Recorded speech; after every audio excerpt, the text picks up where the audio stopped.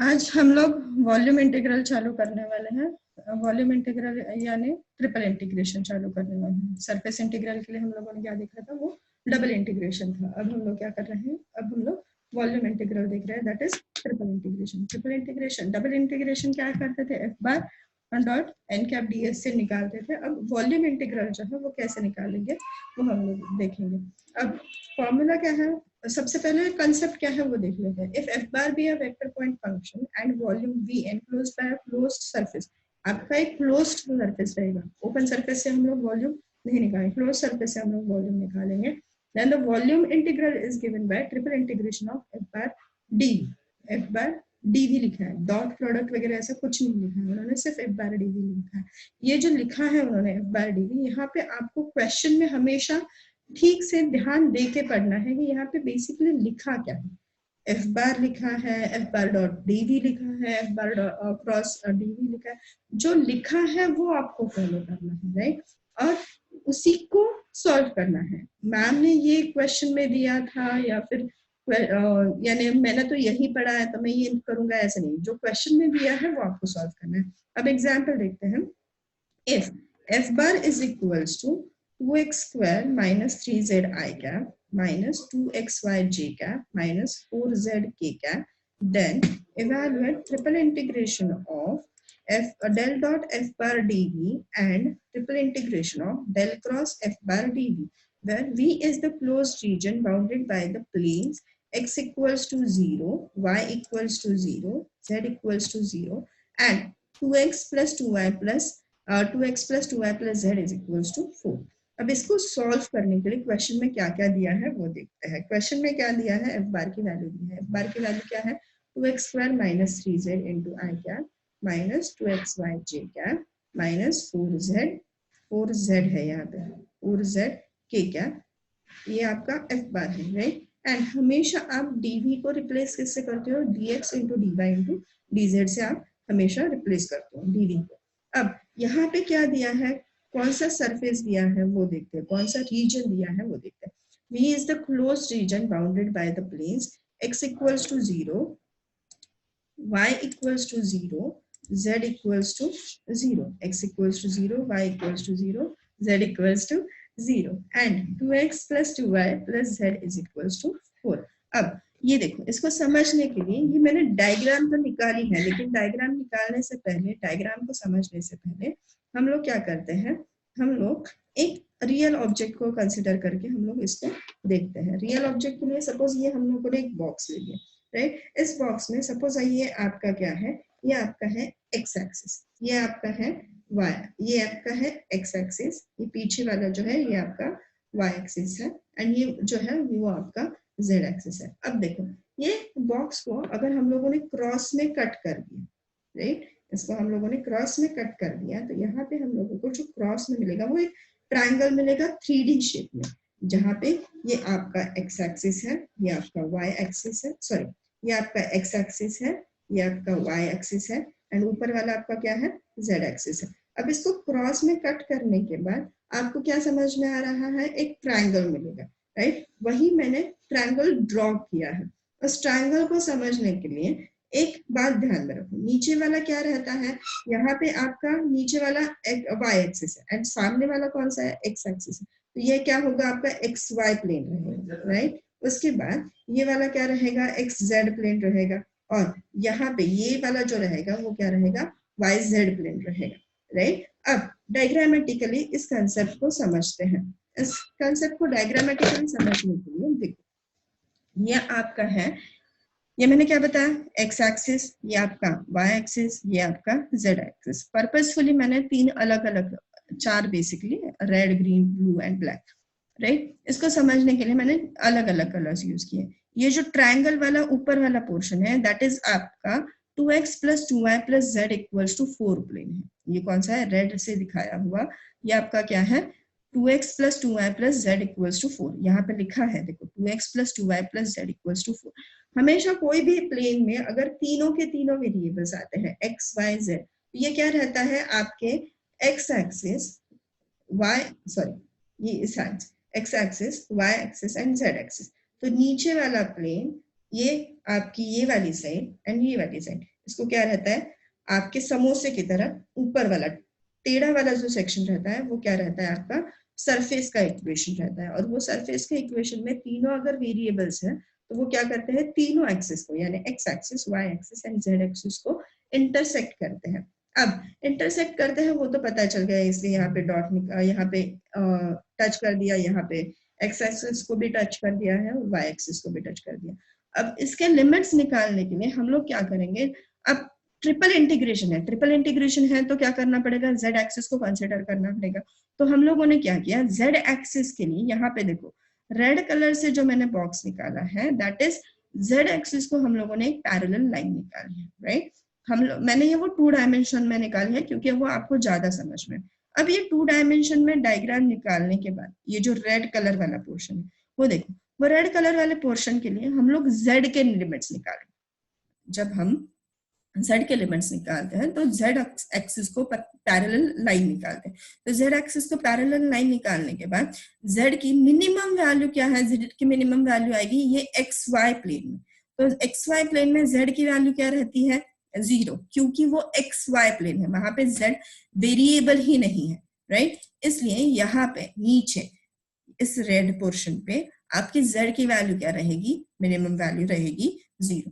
अब अपर वैल्यू जो है वो अपर वैल्यू क्या रहेगी, आपका जो ट्रायंगल है ऊपर वाला उस ट्रायंगल के अकॉर्डिंगली वो मूव होते जाएगी। अगर यहाँ पे है तो कम है, यहाँ पे है तो ज्यादा है, यहाँ पे है तो कम, ऐसे इसके अकॉर्डिंगली क्या होती जाएगी, वो चेंज होती जाएगी। इसलिए यहाँ पे क्या होगा, अपर लिमिट के लिए आपको z का इक्वेशन निकालना पड़ेगा। अब z का इक्वेशन निकालोगे कैसे, आपके पास प्लेन का इक्वेशन है, प्लेन का इक्वेशन क्या है, 2x + 2y + z = 4 है। तो z की वैल्यू इसके अकॉर्डिंगली क्या आएगी, 2x एंड 2y को क्या करेंगे, राइट साइड में लेके जाएंगे। तो z की मैक्सिमम वैल्यू क्या आएगी, z = 4 - 2x - 2y आएगी।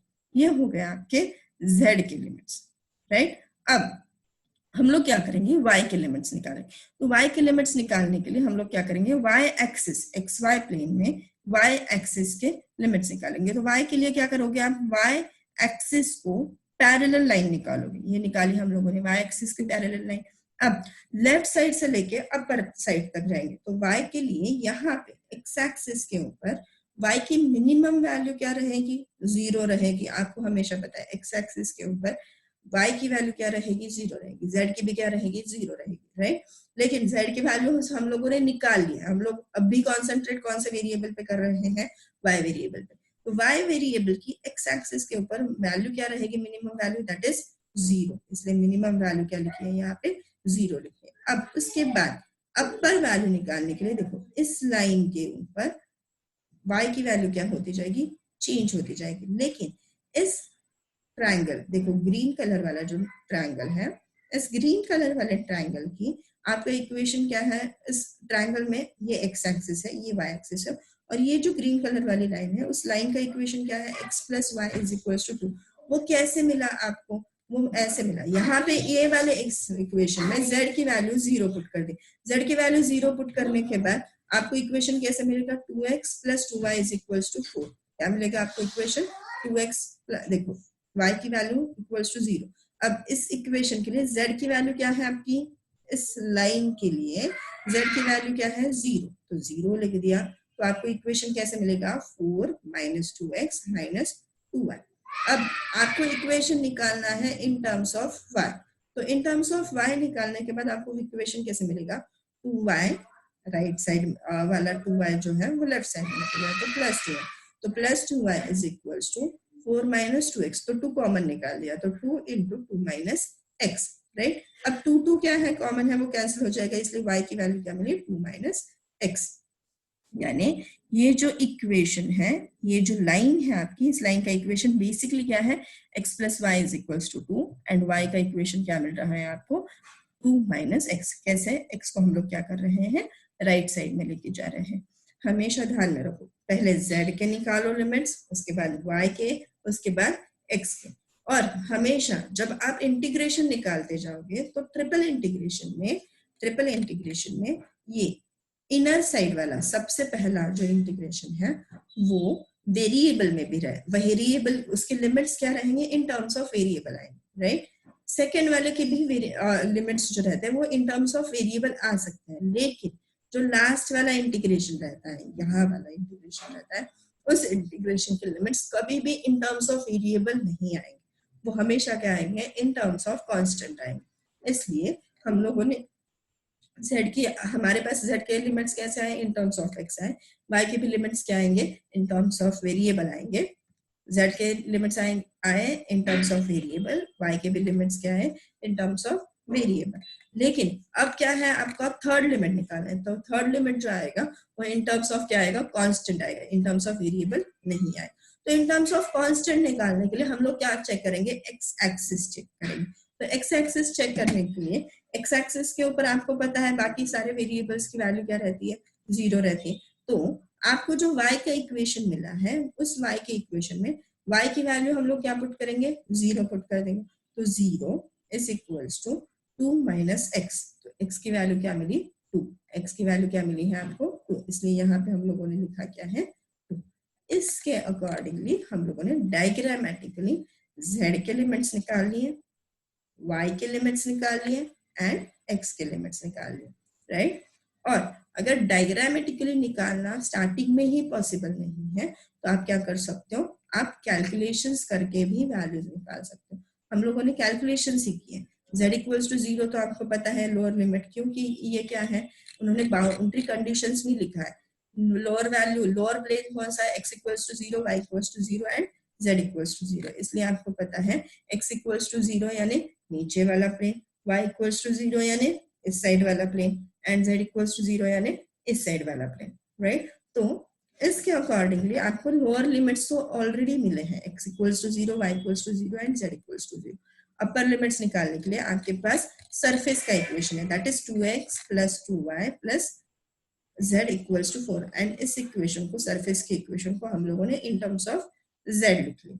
अब z के लिमिट्स निकालने के बाद y के लिए z की वैल्यू क्या हो जाएगी, हमेशा 0 हो जाएगी, एंड x के लिए y की वैल्यू हमेशा क्या हो जाएगी, 0 हो जाएगी। ये मैंने थ्योरेटिकली आप लोगों को समझा दिया और ये आप लोगों को मैंने डायग्रामेटिकली समझा दिया। या आप लोगों के हर वॉल्यूम इंटीग्रल के लिए आपके लिमिट्स रेडी हो गए। अब f बार मिल गया, dv है हमारे पास, x y z के लिमिट्स भी हैं हमारे पास। अब जाते हैं एग्जाम्पल के नेक्स्ट पोर्शन के ऊपर। तो उन्होंने एग्जाम्पल में दो पार्ट्स निकालने बोला है, triple integration of del dot v f bar dot dv and triple integration of del cross f bar dv। तो ये निकालने के लिए हम लोग क्या करेंगे, सबसे पहले फर्स्ट पोर्शन करते हैं, that is del dot f bar dv, del dot f bar dv। तो del dot f bar dv के लिए देखो, डेल डॉट एफ बार निकालना जरूरी है, तभी तो हम लोग सबसे पहले डेल डॉट एफ बार निकाल रहे हैं। तो डेल की डेफिनेशन क्या है, del upon del X into I cap plus del upon del Y into J cap plus del upon del Z into K cap. And F bar की value क्या है आपके पास, एफ बार की value है 2x square minus 3z into I cap minus 2xy J cap, उसके बाद minus 4z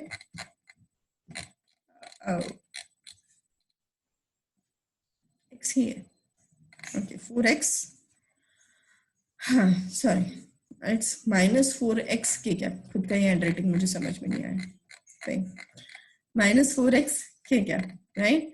अब इन दोनों का क्या करना है, हमें डॉट प्रोडक्ट लेना है, राइट। तो डॉट प्रोडक्ट लेते वक्त हम लोग क्या करते हैं, आई का मल्टीप्लीकेशन, जे का मल्टीप्लीकेशन, के का मल्टीप्लीकेशन। तो एक्स एक्स सॉरी आई का मल्टीप्लीकेशन क्या आएगा, ये आएगा del upon del X into this term. तो इसका derivative with respect to X, तो 2x स्क्वायर का डेरिवेटिव क्या आएगा 4x माइनस 3z का derivative with respect to x 0 हो गया। I cap into I cap करने के बाद I cap dot I cap की वैल्यू क्या है 1 है, इसलिए यहाँ पे आई कैप नहीं आया। अब नेक्स्ट टर्म के ऊपर जाते हैं, del upon del Y into minus 2xy, यानी माइनस 2xy का derivative with respect to y। तो y का डेरिवेटिव क्या आएगा 1 और बचेगा क्या, सिर्फ माइनस 2x। पार्शियल डेरिवेटिव ले रहे हैं, वो भी ध्यान में रखो। एंड जे कैप की वैल्यू क्या आ जाएगी 1 आ जाएगी, इसलिए यहाँ पे जे कैप नहीं लिखा है। Del upon del Z into minus 4x, यहाँ पे x वेरिएबल है, राइट। तो x वेरिएबल का derivative with respect to z क्या आएगा 0। क्यों? क्योंकि यहाँ पे z वेरिएबल है ही नहीं, राइट। तो z वेरिएबल है नहीं, इसलिए इसकी वैल्यू क्या आ गई 0। यानी आपको डेल डॉट एफ बार की वैल्यू क्या मिली 4x minus 2x, that is 2x। अब क्या करेंगे हम लोग, डेल डॉट एफ बार की वैल्यू इस इक्वेशन में पुट कर देंगे। तो यहाँ पे हम लोगों ने डेल डॉट एफ बार की वैल्यू 2x पुट कर दी। डीवी की वैल्यू मैंने बताई थी, क्या है dx dy dz, क्या बताई थी मैंने dx dy dz। लेकिन यहाँ पे मैंने सीक्वेंस चेंज क्यों किया है, क्योंकि हम लोगों ने क्या किया है, सबसे पहले z के लिमिट्स निकाले हैं, वो है इन टर्म्स ऑफ वेरिएबल, इसलिए हमें यहाँ पे सबसे पहले इंटीग्रेशन में लिमिट्स किसके लिखने पड़ेंगे, z के लिखने पड़ेंगे। उसके बाद हम लोगों को इंटीग्रेशन के लिमिट्स किसके लिखने पड़ेंगे, y के, तो वो लिख दिए। उसके बाद हमें इंटीग्रेशन के लिमिट्स किसके लिखने पड़ेंगे, x के, वो लिख दिए। अब इंटीग्रेशन के लिमिट्स का जो सीक्वेंस रहता है वही यहाँ पे d का सीक्वेंस रहता है। यहाँ पे z के लिमिट्स है इसलिए पहले dz आ गया, यहाँ पे उसके बाद y के लिमिट से इसलिए dy आ गया, उसके बाद x की लिमिट से इसलिए यहाँ पे dx आ गया, राइट। अब क्या करेंगे हम लोग, इसका इंटीग्रेशन निकालेंगे। तो 2x dz dy dx, dz यानी z with respect to z integration निकालना है। तो x को हम लोग क्या कंसिडर करेंगे, कांस्टेंट कंसिडर करेंगे। 2 ऑलरेडी कांस्टेंट है तो वो क्या हो गया, इंटीग्रेशन के बाहर आ गया।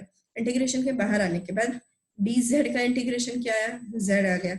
और उसके बाद हम लोग क्या करेंगे, upper limit, lower limit and upper limit की वैल्यूज पुट करेंगे। तो इसके इंटीग्रेशन की वैल्यूज निकालते वक्त अपर लिमिट माइनस लोअर लिमिट, इसलिए क्या आ गया 4 minus 2x minus 2y minus 0, that is upper limit minus lower limit, ये वैल्यू आ गई। अब 0 से सब्ट्रैक्ट करने के बाद ओरिजिनली वही टर्म मिलेगी। और आपको यहाँ पे मल्टीप्लिकेशन में x ऑलरेडी है तो वो x हम लोगों ने लिख दिया है। अब क्या करेंगे, नेक्स्ट स्टेप में with respect to y integration लेने से पहले हम लोग x से अंदर मल्टीप्लाई कर देंगे। तो हमें क्या मिला 4x minus 2x square minus 2xy into dy dx। अब क्या करेंगे, अब हम लोग लिमिट्स पुट करेंगे। अब लिमिट्स पुट करने के लिए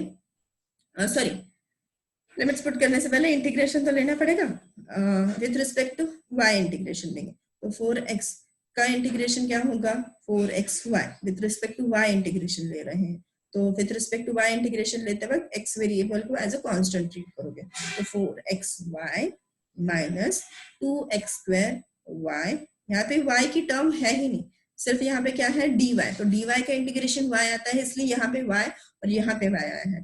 तो 2x square y minus 2x, y का इंटीग्रेशन क्या आएगा y square upon 2, right. And उसके बाद लिमिट्स पुट करेंगे, that is y equals to 0 to y equals to 2 minus x, right. अब इसको सिंप्लीफाई करने के लिए सबसे पहले हमें क्या ऑब्जर्व हो रहा है, 2 to कैंसिल हो रहा है, राइट। तो कैंसिल हो गया। उसके बाद अपन क्या करेंगे, अपर लिमिट माइनस लोअर लिमिट। तो ये जो लिमिट्स है वो y के लिमिट्स है तो वो हमें क्या करना पड़ेगा, y वेरिएबल में वो सारे लिमिट्स पुट करने पड़ेंगे। तो 4x एज इट इज आ गया, y की वैल्यू क्या पुट करेंगे, अपर वैल्यू, अपर लिमिट की value, that is 2 minus x minus 2x square into क्या है 2 माइनस x माइनस 2 कैंसिल हो गया है इसलिए यहाँ पे क्या नहीं आया, 2 नहीं आया, क्या बचा x लिख दिया, y स्क्वायर यानी 2 माइनस x का ब्रैकेट का स्क्वायर हो गया, 2 माइनस x ब्रैकेट स्क्वायर, ये हो गई आपकी अपर लिमिट की वैल्यू। अब हम क्या करेंगे, लोअर लिमिट की वैल्यू माइनस, इसलिए माइनस का साइन आ गया माइनस, यहाँ पे 0 हो जाएगा, y से मल्टीप्लाई करने के बाद ये भी 0 हो जाएगा, ये भी 0 हो जाएगा, इसलिए होल टर्म लोअर लिमिट के लिए क्या हो जाएगी 0 हो जाएगी, इसलिए हम लोगों ने ये लिखा इनटू dx। dy इंटीग्रेशन लेते वक्त कैंसिल हो गया, उसके बाद फर्स्ट स्टेप में ही dz गया था, सेकेंड स्टेप में dy गया। अब हम लोग क्या कर रहे हैं, कॉन्सेंट्रेट कर रहे हैं dx के लिए। अब dx with respect to dx integration लेने के बाद with respect to x integration लेने के लिए हम लोगों ने क्या किया है, इस ब्रैकेट को सिंप्लीफाई किया। तो क्या आएगा 4x into 2 8x minus 4x square minus 4x square minus minus हो जाएगा plus 2x cube minus x as it is. क्यों, क्योंकि सबसे पहले ब्रैकेट को तो सॉल्व करना पड़ेगा, तो ब्रैकेट की या क्या है 2 माइनस x ब्रैकेट स्क्वायर है इसलिए क्या आएगा 4 minus 4x plus x square आगे।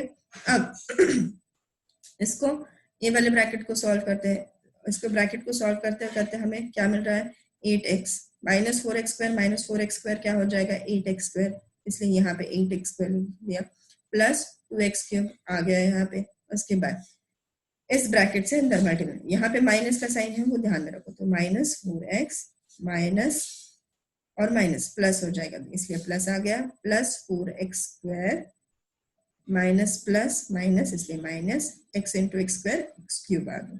अब इसको सिंप्लीफाई करते हैं। इसको सिंप्लीफाई करने के लिए x की कोई टर्म है 8x minus 4x, that is 4x आ गया।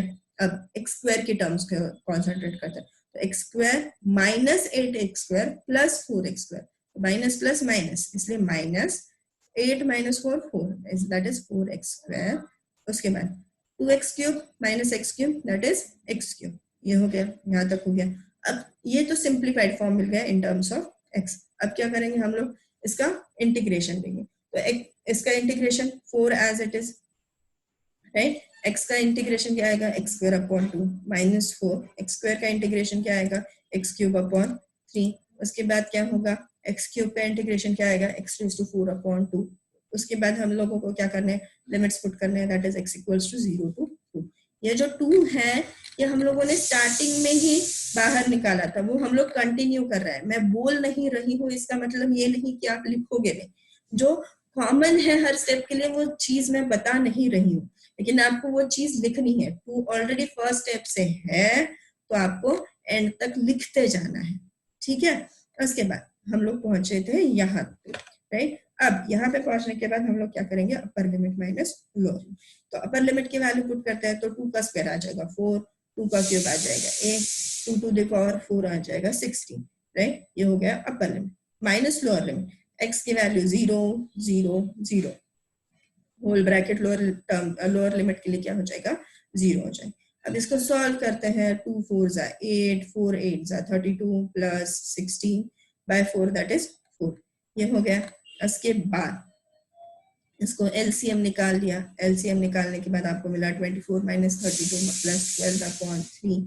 उसके बाद इसको सिंप्लीफाई कर लिया, 12 plus 24 36, 36 minus 32 that is 4, 4 by 3, 4 by 3 into 2 that is 8 by 3, that is triple integration of del dot f bar dv की वैल्यू क्या मिली आपको, 8 by 3। ये हो गया first part, right, that is triple integration of, first part क्या है, triple integration of del dot f bar dv, और उसकी वैल्यू क्या मिली आपको, 8 by 3। अब सेकेंड पोर्शन के ऊपर जाना है, तो सेकेंड पोर्शन क्या है आपका, triple integration of del cross F bar DV. Del cross F bar DV को निकालने के लिए आपके पास क्या है, सबसे पहले डेल क्रॉस एफ बार की वैल्यू निकालनी पड़ेगी। अब डेल क्रॉस एफ बार यानी ही क्या, curl of F bar, right. तो कर्ल ऑफ एफ बार कैसे निकालते हैं हम लोग, डिटर्मिनेंट लेते हैं, that is determinant, first row क्या रहेगी, I cap J cap K cap, second row क्या रहेंगी, del upon del X, that is del के कोएफिशिएंट्स, राइट, डेल ऑपरेटर के I J K coefficients, that is del upon del X, del upon del Y, del upon जेड। उसके बाद third row में क्या आएंगे, एफ बार के coefficients, that is F X F Y F Z, and F X F Y F Z की values क्या है, that is 2x square minus 3z, 2x square minus 2x square minus 3z, उसके बाद minus 2xy, that is minus 2xy, उसके बाद minus 4x, that is minus 4x। This determinant को solve करेंगे, तो I cap as it is आ गया, del upon del Y into minus 4x, तो माइनस 4x का with respect to Y derivative 0, minus del upon del Z into minus 2xy, और फिर minus 2xy का derivative with respect to Z 0, इसलिए 0 minus 0 आ गया। अब डिटरमिनेंट सॉल्व करने के लिए minus J cap into del upon del X into minus 4x, तो माइनस 4x का डेरिवेटिव माइनस 4, दैट इज यहाँ पे आ गया minus 4, minus del upon del z into 2x square minus 3z, 2x square का derivative 0 with respect to z निकाल रहे इसलिए, and minus 3z का derivative minus 3, and minus minus क्या हो जाएगा प्लस, क्योंकि दोनों टर्म्स का ये क्रॉस मल्टीप्लिकेशन में दोनों के बीच में क्या आता है, माइनस का साइन, तो माइनस माइनस क्या हो जाएगा, प्लस हो जाएगा, राइट, इसलिए प्लस आ गया, प्लस के क्या into del upon del X into minus 2xy, तो इसका डेरिवेटिव -2x y का derivative with respect to x -2y, इसलिए यहाँ पे लिखा -2y minus del upon del y into this term, उसका y with respect to y derivative लिखना है, लेकिन यहाँ पे y की कोई भी टर्म है ही नहीं, इसलिए यहाँ पे क्या आएगा 0। अब i कैप कंप्लीटली 0 हो गया, j कैप के लिए क्या बचा -1 इंटू -j, इसलिए माइनस माइनस प्लस, इसलिए j कैप आ गया, -2y इंटू k कैप आ गया, यानी ये डेल क्रॉस एफ बार की वैल्यू मिल गई। अब डेल क्रॉस एफ बार की वैल्यू हम लोग क्या करेंगे, इस ट्रिपल इंटीग्रेशन में पुट करेंगे, तो ट्रिपल इंटीग्रेशन में वैल्यू पुट कर दी, j cap -2y k cap into dv की वैल्यू क्या है, dz dy dx, वापस से dz dy dx क्यों लिखा, क्योंकि आपके इंटीग्रेशन के लिमिट्स क्या है विद रिस्पेक्ट टू z है, that is z equals to 0 to 4 - 2x - 2y, and y के limits y equals to 0 to 2 - x, x equals to 0 to 2। अब एक एक इंटीग्रेशन को सॉल्व करते जाते हैं, विद रिस्पेक्ट टू z लेना है पहले, तो z का इंटीग्रेशन आएगा, dz का इंटीग्रेशन आएगा z, फिर लोअर लिमिट माइनस अब z equals to 0 to 4 - 2x - 2y, फिर हम लोग क्या करेंगे, अपर limit minus lower limit, right, तो इसलिए कर दिया 4 - 2x - 2y - 0।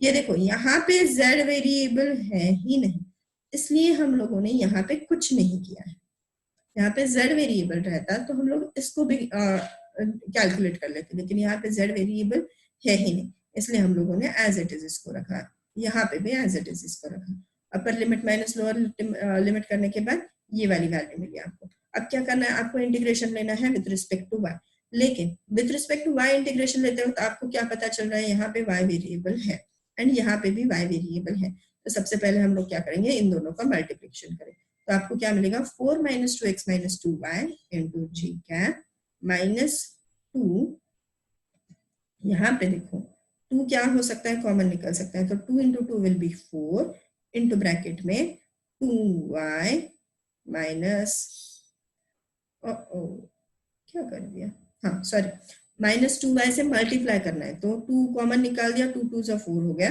एंड y से अंदर मल्टीप्लाई कर देंगे, तो 2 कॉमन निकाला है तो यहाँ पे 2 आएगा, तो 2y 2 कॉमन निकाला है, इसलिए यहाँ पे सिर्फ बचेगा x, that is x into y, 2 common निकाला है, इसलिए यहाँ पे सिर्फ बचेगा क्या, y, तो y into y will be -y², ठीक है। अब आगे जाते हैं, माइनस का साइन बाहर है, इसलिए अंदर के साइन को हम लोगों ने चेंज नहीं किया है, वो भी बात ध्यान में रखो, ये हो गया। अब ये j cap into j cap and k cap के टर्म्स में इक्वेशन मिल गया। अब विद रिस्पेक्ट टू क्या करेंगे, with respect to y integration लेंगे, तो ले लिया with respect to y integration, with respect to y integration लेने के बाद आपको मिल क्या रहा है, 4y - 2xy - 2y square upon 2 j cap minus 4 as it is 2y square upon 2 minus x into y square upon 2 minus y square का derivative y square का integration y cube upon 3 into k cap, and y के limits कहाँ से कहाँ change हो रहा है, y equals to 0 to 2 minus x। अब वापस वही अपर लिमिट माइनस लोअर लिमिट, अपर लिमिट माइनस लोअर लिमिट के लिए इस इक्वेशन में सबसे पहले अपर लिमिट की वैल्यूज पुट कर दी, राइट, उसके बाद लोअर लिमिट की वैल्यूज पुट करनी, तो लोअर लिमिट के लिए ये वाली टर्म 0, ये वाली टर्म 0, ये वाली टर्म 0, होल जे कैप क्या बन जाएगा, 0 बन जाएगा। सिमिलरली के कैप के लिए y की वैल्यू 0, y की वैल्यू 0, y की वैल्यू 0, यानी लोअर लिमिट के लिए होल ब्रैकेट क्या हो रहा है, 0 हो रहा है, इसलिए यहाँ पे सिर्फ अपर लिमिट की वैल्यूज लिखी है।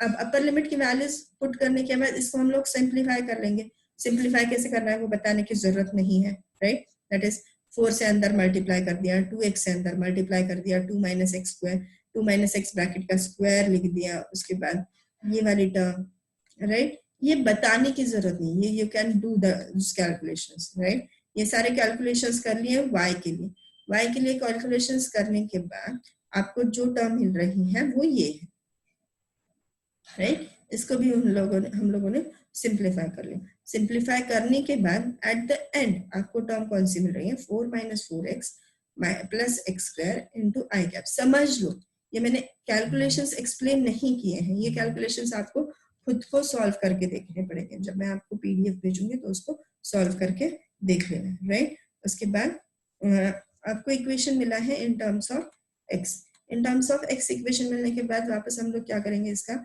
In terms of x integration लेंगे तो 4 का integration 4x minus 4x square upon 2, x square का integration x cube upon 3। Similarly इसको भी सिंप्लीफाई कर लिया। इसको सिंप्लीफाई करने के बाद वापस क्या करोगे, अपर लिमिट माइनस लोअर लिमिट। तो ये अपर लिमिट की वैल्यूज है, तो 2 पुट कर दिया है, 2 2 2 that is 2 2 square 2 cube minus 4 2 2 square 2 cube. अब लोअर लिमिट की वैल्यू के लिए 0 है, तो ये होल ब्रैकेट क्या हो जाएगा, 0 हो जाएगा। इसलिए यहाँ पे लोअर लिमिट के लिए वैल्यूज आई ही नहीं है, क्यों, क्योंकि वो 0 है। अब इसको सिंप्लीफाई कर लेंगे। इसको सिंप्लीफाई करने के बाद आपको फाइनली आंसर मिल रहा है 8/3 into I cap minus 16/3 into K cap. ये आपका फाइनल सॉल्यूशन मिल रहा है ट्रिपल इंटीग्रेशन का, राइट। अब यहाँ पे देखो 8/3 कॉमन निकाल सकता है, इसलिए 8/3 कॉमन निकाल, और तो फिर ब्रैकेट में क्या बचा, I cap minus 2j cap, right. ये हो गया आपका triple integration of del cross F bar DV का answer. That is cross product के लिए आपको वेक्टर क्वांटिटी मिल रही है, वहीं आपको डॉट प्रोडक्ट के लिए क्या मिल रहा है, आपको डॉट प्रोडक्ट के लिए स्केलर क्वांटिटी मिल रही है। यानी ट्रिपल इंटीग्रेशन में सबसे इंपॉर्टेंट चीज कौन सी है, ट्रिपल इंटीग्रेशन में सबसे इंपॉर्टेंट चीज है कि जो लिमिट्स दिए हैं उसको समझना, और उसके अकॉर्डिंगली आप क्या करोगे, उसके अकॉर्डिंगली आप लिमिट्स पुट करोगे, राइट। सबसे पहले इक्वेशन लिखो, उसके बाद उसके लिमिट्स निकालो, लिमिट्स निकालने के बाद आप ट्रिपल इंटीग्रेशन का इक्वेशन सॉल्व करो, और वो भी ट्रिपल इंटीग्रेशन वाला इक्वेशन कैसे सॉल्व करना है, यहाँ पे देख के सॉल्व करना है, क्वेश्चन में क्या पूछा है वो देख के आपको सॉल्व करना है। और इस तरह से आपका वॉल्यूम इंटीग्रल खत्म हो गया।